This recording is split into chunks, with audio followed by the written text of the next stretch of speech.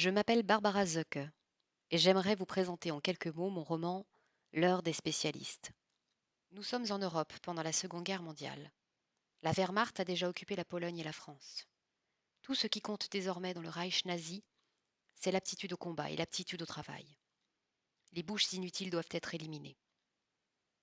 Atteint d'une maladie chronique qui le rend infirme, même si son cerveau fonctionne encore très bien, Max Koenig rencontre son assassin, le jeune médecin Friedel Lerbe. Le docteur Lerbe, uniforme de la SS sous la blouse blanche, baccalauréat avec mention, études de médecine brillante, rien dans sa biographie ne laisse penser qu'il pourrait se faire le complice de tels criminels. Mais son obsession fanatique de la race et son ambition l'amènent à devenir, à 31 ans, médecin-chef d'un centre d'extermination.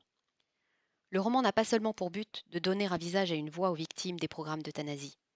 Il veut aussi montrer la logistique de la mise à mort, avec son partage des tâches très poussé. Je n'ai fait que tracer des numéros dans leur dos. Je n'ai fait qu'accompagner des bus qui les convoyaient. Je n'ai fait que les aider à se déshabiller.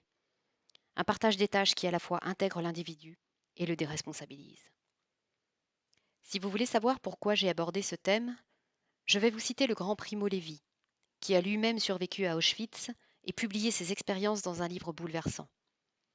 Primo Levi disait « Ce n'est pas la mémoire, c'est l'oubli qui est et reste le vrai danger ». Et quand on voit le monde d'aujourd'hui, sa phrase garde toute sa validité. Le racisme, les discriminations et la haine sont partout. Bien sûr, on pourrait aussi se demander pourquoi j'ai choisi de traiter ce thème sous la forme d'un roman. La masse des faits rassemblés par les historiens et sur lesquels j'ai pu m'appuyer, est-il vraiment légitime de la faire entrer dans une fiction? Mais, comme le souligne l'historien israélien Saul Friedlander, il n'y a pas que les faits qui importent. Donnez des noms à la mémoire, disait-il. En d'autres termes, ne voyez pas seulement les victimes comme des chiffres. Rendez-leur leur visage, leur identité, et par là une part de leur dignité. J'espère y avoir réussi.